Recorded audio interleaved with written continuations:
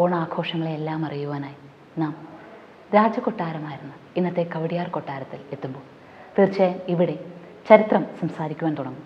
അതിനാകട്ടെ അക്ഷരങ്ങളുടെ തമ്പുരാട്ടിയാണ് നമ്മോടൊപ്പമുള്ളത്.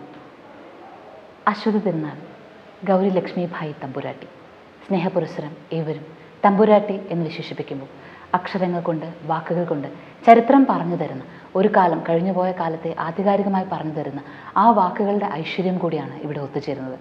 ഈ തിരുവോണ സമ്മാനം എല്ലാവർക്കുമുള്ള, പ്രേക്ഷകർക്കുള്ള തിരുവോണ സമ്മാനം ഇന്ന് ഇതാണ്.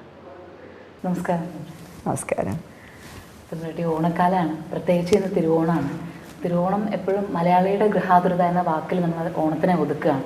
പക്ഷേ യഥാർത്ഥത്തിൽ ഗൃഹാതുരത അല്ല, മലയാളിയുടെ വേര് തന്നെയാണ്. അല്ലെങ്കിൽ മലയാളി അറിഞ്ഞിരിക്കേണ്ട അവൻ്റെ സംസ്കാരവും അവൻ്റെ ആ തായ്വേരിനെയാണ് ഓണം ബന്ധിപ്പിച്ച് നിർത്തുന്നതെന്നാണ് പറയാൻ നമ്മൾ ശ്രമിക്കുന്നത്. അതുകൊണ്ടാണ് ഈ ഒരു ദിവസം, വളരെ സുപ്രധാനമായ തിരുവോണ ദിവസം, തമ്പുരാട്ടിയുടെ സവിധത്തിൽ തന്നെ ഞങ്ങൾ എത്തിയത്. കാരണം ഞങ്ങൾക്കറിയേണ്ട ഓണം, ഞങ്ങൾ മനസ്സിലാക്കുവാൻ ആഗ്രഹിക്കുന്ന ഓണം, അത് വെറും ഒരു ഗൃഹാതുരത എന്ന ഒരു വാക്കിൽ ഒതുങ്ങുന്ന ഓണമല്ല. തിരുവിതാംകൂറിൻ്റെ അല്ലെങ്കിൽ നാഞ്ചനാടിൻ്റെ ഓണത്തെക്കുറിച്ച് പറയുകയാണെങ്കിൽ നമുക്ക് ഒരു കാലത്ത് നമ്മുടെ ഇവിടുത്തെ ആഘോഷം, ഇന്ന് കാണുന്ന ആഘോഷം ഒന്നുമല്ല, അത് പത്മനാഭൻ്റെ മുമ്പിലുള്ള ഒരു സമർപ്പിക്കലായിരുന്നു. അപ്പോൾ ആ ചരിത്രത്തെക്കുറിച്ച് ഏറെ ഗവേഷണം നടത്തുകയും ആധികാരികമായി പഠനം നടത്തുകയൊക്കെ ചെയ്തിട്ടുണ്ട് തമ്പുരാട്ടി. അപ്പോൾ ഒരു ഓണവും പത്മനാഭസ്വാമി ക്ഷേത്രവുമായി ബന്ധപ്പെട്ട് നിൽക്കുന്ന, അല്ലെങ്കിൽ ഈ ഒരു തിരുവിതാംകൂറിൻ്റെ ചരിത്രവുമായി ബന്ധപ്പെട്ട് നിൽക്കുന്ന കുറച്ച് കാര്യങ്ങൾ, ചരിത്രം, അതിൻ്റെ ആധികാരികത, അതാണ് ഞങ്ങൾക്ക് അറിയേണ്ടത്. തീർച്ചയായിട്ടും. എവിടെ തുടങ്ങണമെന്ന് എനിക്ക് തന്നെ അറിയില്ല. ചില 2-3 ആശയങ്ങൾ പറഞ്ഞു. അത് ഒന്ന് ശ്രീ പത്മനാഭസ്വാമിയും ഓണവുമായിട്ടുള്ളത് പറഞ്ഞു. പിന്നെ നാഞ്ചനാടിൻ്റെ ഓണത്തിനെ പറ്റിയും തിരുവിതാംകൂറിൻ്റെ ഓണത്തിനെ പറ്റിയും പറഞ്ഞു. ഒരു കാര്യം ശരിയാണ്, ഓണം എന്ന് പറയുന്ന മലയാളി ഇല്ലാത്ത സ്ഥലമില്ല ലോകത്തിൽ. വല്യമ്പലം തിരുമനസ് കൊണ്ട് കൽപ്പിച്ചുകൊണ്ടിരുന്നു, ചന്ദ്രനിൽ പോയി നോക്കുകയാണെങ്കിൽ അവിടെ 3 പേരുണ്ടെങ്കിൽ ഒരാൾ മലയാളിയായിരിക്കും നിശ്ചയമാണെന്ന്. അവിടെ ഒരു മലയാളി ഉണ്ടെങ്കിൽ ആ മലയാളി ഒരു ഓണം നടത്തിയിരിക്കും ചന്ദ്രനിൽ. അപ്പോൾ ഓണം അത്ര നമ്മളുടെ മനസ്സിൽ നമ്മുടെ ആയിട്ട് ഉള്ള, നമ്മുടെ എല്ലാവരുടെയും ഒരു കുടുംബ സ്വത്തായിട്ട് തന്നെ ആണ് കരുതുന്നത്. അത് കുടുംബ സ്വത്താണെങ്കിൽ കുടുംബത്തിൽ നിൽക്കുന്നത്, അതുകൊണ്ട് അങ്ങോട്ടും ഇങ്ങോട്ടും ആളുകൾ പോകുന്നതും വരുന്നതും ഒക്കെ ഉള്ളത്. പക്ഷെ ഏതായാലും എല്ലാം കൂടെ പറയാനായിട്ടുള്ള ഒരു ഇതില്ലല്ലോ. പക്ഷെ അതിനു മുമ്പേ 2 വാക്ക് ഓണത്തിനെ പറ്റി തന്നെ പറയുകയാണ്. ഒന്ന്, ഭാഗവത മഹാപുരാണത്തിൽ പറയുന്ന കഥയല്ല ഇന്നല്ല, ഇപ്പോൾ വളരെ കാലമായിട്ട് മലയാള നാട്ടിൽ ഓണത്തിനെ പറ്റി പ്രചരിപ്പിക്കുന്നത്.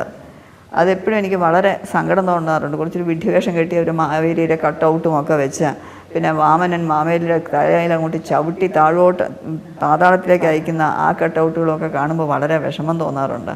ഭാഗവത മഹാപുരാണത്തിൽ പറയുന്നത് അങ്ങനെയല്ല. ഈ 3 അടി ചോദിച്ചപ്പോൾ വാമനൻ ആയിട്ട് മഹാവിഷ്ണു അവതാരം എടുത്തത് ഇവിടെ ദേവേന്ദ്രൻ്റെ കസേര സുരക്ഷിതമാക്കാനല്ല. മഹാബലി വളരെ വലിയൊരു പേഴ്സണാലിറ്റി ആയിരുന്നല്ലോ. പക്ഷെ അതേസമയം മഹാബലിയെ ഭഗവാൻ എപ്പോഴും ഭഗവാന്റെ ഭക്തരെ ആപത്തിൽ നിന്നും അല്ലെങ്കിൽ ശത്രുക്കളിൽ നിന്നും രക്ഷിക്കണം. അപ്പോൾ അങ്ങനെ വരുമ്പോൾ മഹാബലിക്ക് ഒരു ശത്രു ഉണ്ടായി, അറിഞ്ഞോ അറിയാതെയോ. ആ ശത്രു വെളിയിലുള്ളതല്ല, അകത്തെയാണ്.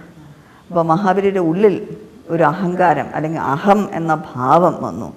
അതാണ് ഏറ്റവും വലിയ ശത്രു. നമ്മുടെ ഒരു സ്പിരിച്വലായിട്ടുള്ള ഒരു പുരോഗതിക്ക് ഏറ്റവും വിലങ്ങുതടിയായിട്ട് നിൽക്കുന്നത് ഈ അഹങ്കാരമാണ്, ഈഗോ. അപ്പോൾ ഈഗോയിൽ നിന്നും മഹാബലിയെ രക്ഷിക്കണം വെച്ചാൽ, മഹാബലി എല്ലാവരും രാജാവായിട്ടല്ല കാണുന്നത്, ഭഗവാനായിട്ട് തന്നെയാണ് കാണുന്നത്. അത്ര നല്ല ഇതായിരുന്നല്ല മഹാബലി, അത് ഒന്ന് തടയാനും നോക്കിയിട്ടില്ല. അപ്പോൾ മഹാബലിക്ക് മാത്രമല്ല, മഹാബലിക്ക് വേറൊരു സ്ഥാനത്തിലേക്ക് പോകാനുള്ള സമയവുമായി. ഇതിനെക്കാട്ടിലും ഉയർന്ന ഒരു സ്ഥാനം. കഥ അങ്ങനെയല്ല, ചവിട്ടി താഴോട്ട് താത്തിന്ന, അങ്ങനെയല്ല, ഉയർന്ന സ്ഥാനത്തിലേക്ക് പോകാനുള്ള സമയമായി കഴിഞ്ഞു. അപ്പോൾ ഈ വാമനാവതാരം എന്ന് പറയുന്ന ഈ ദശാവതാരവും ഇവല്യൂഷൻ ഓഫ് ലൈഫാണ് കാണിക്കുന്നത്. അതിലേക്കൊന്നും ഞാനിപ്പോൾ പോകുന്നില്ല. അപ്പോൾ എന്തായാലും ഇവല്യൂഷൻ ഓഫ് ലൈഫിലാണ് ഈ വാമനാവതാരം വരുന്നത്. അപ്പോൾ വാമനായിട്ടപ്പോൾ അങ്ങനെ കുട്ടിയായിട്ട് തന്നെ വരണം. അപ്പോൾ അങ്ങനെ വന്ന് 3 അടി ചോദിച്ചുകൊണ്ട് ഈ 3ാം അടിയാകുമ്പോൾ പാദം ആണ്. അതുകൊണ്ടാണ് ഈ 3ാമത്തെ അടിക്ക് സ്ഥലമില്ലാത്തതുകൊണ്ട് ഈ പാദം കൊണ്ട് മഹാബലിയുടെ തലയിൽ ചവിട്ടി പാതാളത്തിലൊന്നും അയച്ചില്ല. അതിന് പകരം നിഗ്രഹരൂപേണ അനുഗ്രഹമായിട്ട് ഈ പാദം ഒന്ന് പൊക്കി തലയുടെ മുകളിൽ 3 അടി അളന്നെടുക്കണം എന്നല്ലേ പറഞ്ഞത്. അപ്പോൾ തല കാണിക്കുമ്പോൾ അളക്കാതെ വെക്കുകയില്ല. അപ്പോൾ അളക്കാൻ വേണ്ടി മാത്രം ശിരസിൽ തൊടുന്നില്ല, പൊക്കി ഇങ്ങനെ ഒന്ന് പൊക്കി വെച്ച് നിഗ്രഹരൂപേണ അനുഗ്രഹമായിട്ട് മഹാബലി അനുഗ്രഹിക്കുകയാണ് പാദം കൊണ്ട്. നമുക്കൊക്കെ ആരും നമ്മൾ തിരുശിരസേഗതി എന്ന് പറയാറില്ലല്ലോ. മഹാബലിയെ പാതാളത്തിൽ മഹാബലിയെ ചവിട്ടുന്നില്ല, ചവിട്ടി താക്കുന്നില്ല, പാതാളത്തിലേക്ക് അയക്കുന്നില്ല, എല്ലാം തെറ്റ്. അതിന് പകരം സുതലം എന്നൊരു പുതിയ ലോകമുണ്ടാക്കുകയാണ്. ഒരു ലോകമുണ്ടാക്കി, പക്ഷെ അത് താഴത്തെ ലോകമാണ്. പാതാളം ഏറ്റവും താഴെയാണ്. ഏറ്റവും 14 ലോകങ്ങളിൽ നമ്മൾ നടുക്കാം, ഏറ്റവും താഴെയാണ്. ഭൂമി നടുക്കാണ്. സ്വർഗ്ഗലോകം അല്ല, ബ്രഹ്മലോകം, സത്യലോകം ഏറ്റവും മുകളിലും. അപ്പോൾ ഇത് താഴത്തെ ലോകമാണെങ്കിലും പാതാളത്തിൻ്റെ അടുക്കലൊന്നുമല്ല. സുതലം, ആ പേര് തന്നെ സു എന്നാണ്, നല്ലതെന്ന്. സുതലം, നല്ല തലം എന്നുള്ള അങ്ങനൊരു ലോകമുണ്ടാക്കി അവിടെ മഹാബലിയെ രാജാധിരാജനായിട്ട് വാഴുകയാണ്. എന്നിട്ടും ഭഗവാന് ഒരു തൃപ്തി പോരാത്തതുകൊണ്ട് ഭഗവാൻ മഹാബലിയുടെ ദ്വാരപാലകനായിട്ട്, ഇന്നത്തെ ഭാഷയിൽ പറയുകയാണെങ്കിൽ സെക്യൂരിറ്റി ഗാർഡായിട്ട് മഹാവിഷ്ണു നിൽക്കുകയാണ്. അടുത്ത മന്വന്തരം വരുമ്പോൾ മഹാബലിയാണ് മനു. അടുത്ത മന്വന്തരത്തിൽ മഹാബലി മനുവാണ്. ആ സ്ഥാനത്തിലേക്ക് നേരത്തെ ഇതാക്കി. അതാണ് ശരിക്കുള്ള കഥ. ഈ കേൾക്കുന്ന കഥയല്ല. ചവിട്ടിന്നും താത്തിന്നും പിടിച്ചെന്നും ഒക്കെ തെറ്റാണ്. പിന്നെ രണ്ടാമത്തെ കാര്യം, ഈ മലയാള നാട്ടിൽ മുഴുവനും ഓണം വെച്ചാൽ വേറെ രീതിയിൽ മഹാബലിയെ കാണാൻ വരുന്നു എന്ന് പറഞ്ഞാൽ, അപ്പോൾ ഇല്ലായ്മ ഉണ്ടെങ്കിലും ഉണ്ടെന്ന് കാണിച്ച്, സമൃദ്ധി കാണിച്ച് എല്ലാവരും മഹാബലിയെ വരവേറ്റുന്ന ഒരു വളരെ മനോഹരമായിട്ട് ആ സമയത്ത് എല്ലാവരും സന്തോഷിക്കുന്നു. അങ്ങോട്ടും ഇങ്ങോട്ടും വസ്ത്രങ്ങൾ കൊടുക്കുന്നു, ഊഞ്ഞാലാടുന്നു, അത്തപ്പൂവിടുന്നു, ഓണപ്പാട്ട് പാടുന്നു, ഓണസദ്യ ഉണ്ണുന്നു, അങ്ങോട്ടും ഇങ്ങോട്ടും വിരുന്നിന് പോകുന്നു, ഓണക്കോടി കൊടുക്കുന്നു. ഇത് മലയാളിയുടെ ഒരു ഭാഗമാണ്. എവിടെ പോയാലും മലയാളിയുടെ ഭാഗം തന്നെയാണ്. ശ്രീ പത്മനാഭസ്വാമി ക്ഷേത്രവും തിരുവോണം എന്നുള്ള ആ വിഷയത്തിലേക്ക് വരികയാണെങ്കിൽ, പത്മനാഭസ്വാമിയുടെ തിരുനാളാണ്, തിരുവനന്തപുരത്തെ പത്മനാഭസ്വാമിയുടെ തിരുനാളാണ് ചിങ്ങമാസത്തെ തിരുവോണം. അപ്പോൾ അവിടെ സ്വാമിക്ക് ഇത് ഓണപ്പുടവ, ഓണക്കോടി, വലിയ വീരിക്കാസുള്ള ഓണക്കോടി, മഞ്ഞമുണ്ട്, അത് ഒരു ഇതുണ്ട്. അതെല്ലാം 3 പത്മനാഭസ്വാമിക്ക്, പിന്നെ നരസിംഹസ്വാമി, കൃഷ്ണസ്വാമി, അങ്ങനെ ആ ഒരു ഓർഡർ പ്രകാരം അതെല്ലാം സമർപ്പിക്കുന്നുണ്ട്. പിന്നെ ഓണവില്ല സമർപ്പണമുണ്ട്. അത് ഒരു ആശാരി കുടുംബമാണ് കരമനയിലെ. അതൊരു വളരെ പുരാതനമായ ഒരു ഇതാണ്. അപ്പോൾ അതിൽ ഒരുപാട് കഥകളുണ്ട്. എന്തായാലും മഹാബലി പറഞ്ഞു എന്നാണ്. ഇത് മഹാബലിയിലേക്ക് ബന്ധപ്പെട്ട, മഹാബലി സുതലത്തിലേക്ക് പോയപ്പോൾ മഹാബലി പറഞ്ഞു, എനിക്ക് അവിടുത്തെ അവതാരങ്ങളൊക്കെ, എനിക്ക് ഇനി വരാൻ പോകുന്ന അവതാരങ്ങളും കിടക്കുന്നു, എനിക്ക് അതൊക്കെ എനിക്കിപ്പോൾ കാണാനായിട്ട്. അപ്പോൾ ഭഗവാൻ പറഞ്ഞു, അതിപ്പോൾ എനിക്കിങ്ങനെ എപ്പോഴും വന്നത് കാണിക്കാനുള്ളൊരു സമയക്കുറവ് ഉണ്ട്, അതുകൊണ്ട് ഞാനത് ചിത്രരൂപേണ മഹാബലിക്ക് കാണിക്കാൻ. എന്നിട്ട് അങ്ങനെയാണ് ഇതൊരു തടി കൊണ്ടുവന്ന് ഒരു കുടുംബത്തെ നിങ്ങൾ ദശാവതാരം വരച്ച്, അനന്തശയനം വരച്ച് കാണിക്കുകയെന്ന് പറഞ്ഞു. അങ്ങനെയാണ് ഇവർ ഈ ഓണവില്ലിൻ്റെ ആളുകൾ പറയുന്നത്. അങ്ങനെയാണ് അവർ തുടങ്ങുന്നത്. അപ്പോൾ അവരത് ഉണ്ടാക്കി ഘോഷമായിട്ട് ഒരു ഘോഷത്തോടു കൂടി കൊണ്ടുവന്ന് അവിടെ കൊണ്ട് സമർപ്പിക്കും. അതിൻ്റെ ചുമന്ന കുഞ്ചലങ്ങൾ ഒക്കെ കെട്ടി ശരിയാക്കി കൊണ്ടുവന്ന് അത് നമ്പി അകത്തേക്ക് ശ്രീകോവിലിൽ അത് കൊണ്ടുവന്ന് ചാർത്തുകയാണ്.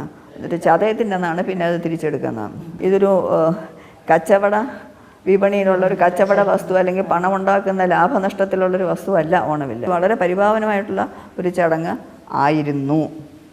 ഇപ്പോഴും ആ സമർപ്പണം ഉണ്ട്, അതുണ്ട്. ഇൻഫാക്ട് ശ്രീ പത്മനാഭസ്വാമി ക്ഷേത്രത്തിൻ്റെ ഒരു പ്രത്യേകതയുണ്ട്. ശ്രീ പത്മനാഭ എല്ലാ അമ്പലങ്ങൾക്കും ഉണ്ടല്ലോ. അപ്പോൾ ശ്രീ പത്മനാഭസ്വാമി ക്ഷേത്രത്തിൻ്റെ പ്രത്യേകത 2 എണ്ണം. ഒന്ന് മഞ്ഞച്ചന്ദനമാണ്. ലോകത്തിൽ എവിടെ പോയാലും ഈ മഞ്ഞച്ചന്ദനം കണ്ട പത്മനാഭൻ്റെ ആണെന്ന് പറയും. അതില്ല ഇന്നാണ്. പിന്നെ രണ്ടാമത് ഓണവില്ല. അത് തിരുവട്ടാർ ആദികേശവ പെരുമാളിന് ഓണവില്ലുണ്ട്. അത് ഈ 2 സ്ഥലത്ത് മാത്രമേ ഓണവില്ല. അത് പക്ഷേ വേറെ രീതിയിലാണ്, അവിടെയുള്ള വേറെ രീതിയിലാണ്. അപ്പോൾ ഇത് രണ്ടുമാണ് അമ്പലത്തിൻ്റെ, പത്മനാഭസ്വാമി ക്ഷേത്രത്തിൻ്റെ പ്രത്യക്ഷമായ ഒരു മുഖമുദ്ര എന്ന് വേണമെങ്കിൽ പറയാം. പിന്നെ അവിടെ തിരുവോണത്തിന് പാൽപ്പായസം വളരെ വിശേഷമാണല്ലോ. പിന്നെ വൈകിട്ട് തിരുവോണ ശിവേലിയുണ്ട്. എന്തായാലും തിരുവോണം വളരെ വിശേഷമാണ്. പത്മനാഭസ്വാമി ക്ഷേത്രത്തിൽ പത്മനാഭസ്വാമിയെ ആരാധിക്കുന്ന ഒരു വലിയ വിഭാഗം ആളുകൾക്ക് ഒക്കെ അത് വളരെ വിശേഷമാണ്. അതുപോലെ എല്ലാവർക്കും അവരവരുടെ സ്വന്തം വ്യക്തിപരമായ ഭവനങ്ങളിൽ, ഇനിയും പത്മനാഭസ്വാമിയുടെ ഭക്തരല്ലെങ്കിലും വേറെ നാട്ടിലുള്ള മലയാളികൾക്കൊക്കെ തന്നെ ഓണം വളരെ വളരെ സ്പെഷ്യലാണ്. പിന്നെ ഞങ്ങൾ വ്യക്തിപരമായിട്ട് ഞങ്ങളുടെ കുടുംബത്തിലേക്ക് പറയുമ്പോൾ ഒരുപാട് ഓർമ്മകൾ നിൽക്കുമ്പോൾ ചിലപ്പോൾ ഓർമ്മകൾ നമുക്ക് സന്തോഷത്തിനെക്കാട്ടും സങ്കടമാണ് തരുന്നത് പലപ്പോഴും. അപ്പോൾ അങ്ങനെ ഒരുപാട് ഇല്ലായ്മകളുടെ ഒരു റെക്കോർഡായിട്ട് വ്യക്തികൾ തന്നെ, ഞങ്ങളുടെ കാരണവന്മാരായിട്ട് നിൽക്കുന്ന ആരുമില്ല ഇന്ന്. എനിക്ക് ഹസ്ബൻഡും മരിച്ചുപോയി. പിന്നെ ആളുകൾ പറയും അവരെവിടെ പോയാലും താഴോട്ട് നോക്കുന്നുണ്ട്, നിങ്ങളെ അനുഗ്രഹിക്കുന്നുണ്ട്, നിങ്ങളുടെ അതെനിക്കൊരു പ്രാർത്ഥനയുണ്ട്. ഭഗവാനെ പത്മനാഭ, അവരാരും തിരിഞ്ഞു നോക്കല്ലേ. ഈ ജീവിച്ചിരുന്നപ്പോൾ അവരൊക്കെ ഞങ്ങൾക്ക് വേണ്ടി ഒരുപാട് കാര്യങ്ങൾ ചെയ്തില്ലേ. ഇനിയും എവിടെയാണ് അവരെത്തിയിരിക്കുന്നത്? ഭഗവാന്റെ പാദത്തിലെത്തിയിട്ടുണ്ട്. തിരിഞ്ഞു നോക്കുകയാണെങ്കിൽ ആത്മാവിന് വേദനിക്കാൻ സാധിക്കുമെങ്കിൽ, ആത്മാവിനൊരു ഹൃദയമുണ്ടെങ്കിൽ ഇല്ലായിരിക്കും, അത് തകർന്നു പോകും. അതുകൊണ്ട് അവർ തിരിഞ്ഞു നോക്കരുത്, അവരവിടെ സമാധാനമായിട്ടിരിക്കട്ടെ, ഇങ്ങോട്ടേക്ക് തിരിഞ്ഞു നോക്കുകയേ ചെയ്യരുത് എന്നാണ് എൻ്റെ പ്രാർത്ഥന.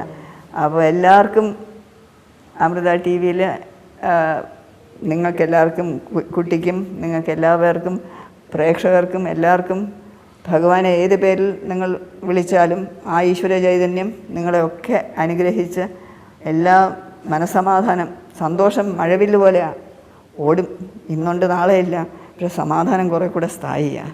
അപ്പോൾ ആ സമാധാനത്തോടുകൂടി നിങ്ങളൊക്കെ ഇരിക്കുക. പിന്നെ ഈ ഓണം നമ്മൾ ആഘോഷിക്കുമ്പോൾ, നമ്മുടെ വീടുകളിൽ നമ്മൾ ആഘോഷിക്കുമ്പോൾ ഇല്ലാത്തവർക്ക് ഒരുപാട് പേരുണ്ട്. ഒരു പിടി അരി വാങ്ങിക്കാനോ ഒരു വസ്ത്രം വാങ്ങിക്കാനോ, ആർക്കെങ്കിലും ഓരോ വീട്ടിൽ നിന്നും ഒരാൾക്കെങ്കിലും നമ്മുടെ ഓണത്തിൻ്റെ ഒരു ഭാഗം എത്തിച്ചു കൊടുക്കാൻ സാധിക്കുമെങ്കിൽ അത് വലിയൊരു പുണ്യമായിരിക്കും. അത് പ്രേക്ഷകർക്കും അത് ചെയ്യാൻ സാധിക്കുമെങ്കിൽ നമുക്ക് ഓണമുണ്ട്. നമുക്കില്ലായ്മയുള്ള എത്രയോ പാവങ്ങളുണ്ട്. ഒരു നേരത്തെ ആഹാരമോ ഒരു വസ്ത്രമോ കൊടുത്താൽ അവർക്കും ആ ഓണം എന്നുള്ളതോ അവർക്ക് ദുഃഖമായിരിക്കും. അതിന് പകരം അവർക്ക് ആ സന്തോഷം തരാൻ സാധിക്കുമെങ്കിൽ അത് വലിയൊരു പുണ്യമായിരിക്കും. മാവേലി തീർച്ചയായിട്ടും ചിരിക്കും. നമസ്കാരം.